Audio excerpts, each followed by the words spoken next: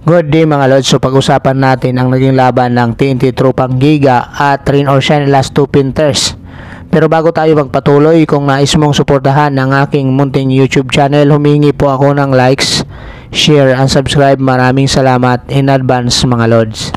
So anyway, PBE Semifinals Game 1 sa pagitan ng TNT Tropang Giga at Rain or Shine last 2 pinters. Panalo nga ang TNT Tropang Giga para makuha ang 1-0 na kalamangan sa best of 7 semifinal series kontra dito sa Rain or Shine last 2 pinters nga mga lods.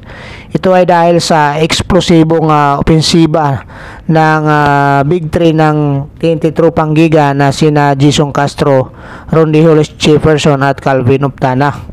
At matinding depensa rin ang kanilang ipinamalas sa huling minuto ng 4th quarter para kunin ang 88-84 panalo sa Game 1. Si Castro ay miscore ng 24 points. Si Rondy Hollis Jefferson naman mga lods mayroong 23 points at 22 points naman para kay Calvin Optana. Para muli ipinakita nga ng TNT Tropang Giga ang kanilang mastery pagdating sa playoffs dito sa Rain or Shine last 2 pinters.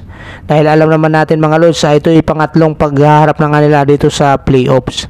Napanatili nga mga lods ng maliit na kalamangan ng TNT Tropang Giga hanggang sa huling minuto ng laro. At ang magandang depensa rin ang kailang ipinakita na nagresulta ng mga turnovers para dito sa Rain or Shine last 2 pinters. At natawagan naman ng flagrant foul itong si Castro sa huling 2 minuto ng mga lods ng laban. At naipasok ni Andre Karakot ang dalawang free throw. Pero yun na ang huling puntos ng Rain or Shine last 2 pinters nga mga lods. So si Castro nga mga lods ay pumukol ng 7 3-point shot, 6 dito yung ipasok. At kahit medyo maalat nga ang opensiba ng kalang import na si RSG na mayroong 8 out of 27 lang mga lods sa field goal, ay maganda naman ang suporta na nakuha dito kay Castro at saka Optana. Si Calvin Optana naman mga lods ay pumukol ng 8 3-point shot at 6 dito ang kanyang naipasok.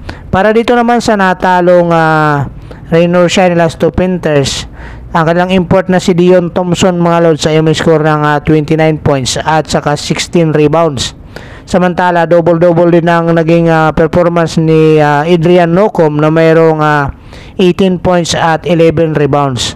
Pero tanging silang dalawa lang mga lods ang umiscore na mayroong double digits sa scoring. Ngayon nga mga lods, lumamang pa nga dito ang Rain or Shine last 2 pinters ng 9 na puntos, 37-29. Ngunit hindi nga nila ito napangalagaan ang kanilang kalamangan. So anyway mga lods, gaganapin ang Game 2 sa Friday sa Phil Sports Arena. Pansinin natin mga lods yung naging score ng mga player dito ng mga lods dito sa Rain or Shine last 2 pinters. Tanging itong si Thompson ng may 29, Nocom 18, Dato 9 lang mga lods, si Santillan 6, Clarito 6, Mamuyak 4 at Karakot 3, Johnson 3. So tanging yun lang mga lods ang dalawang player na mayroong double digit sa scoring. Kaya malaking adjustment ang kukunin naman ng Rain or Shine last 2 pinters pagdating sa Game 2 para nga maitabla nila itong laban mga lods. So anyway mga lods, kung mayroon kayong mga komento at suggestion regarding dito sa ating panibagong PBE updates, i-comment nyo lang dyan sa baba at atin din yung pag-uusapan. God bless you all. Bye bye.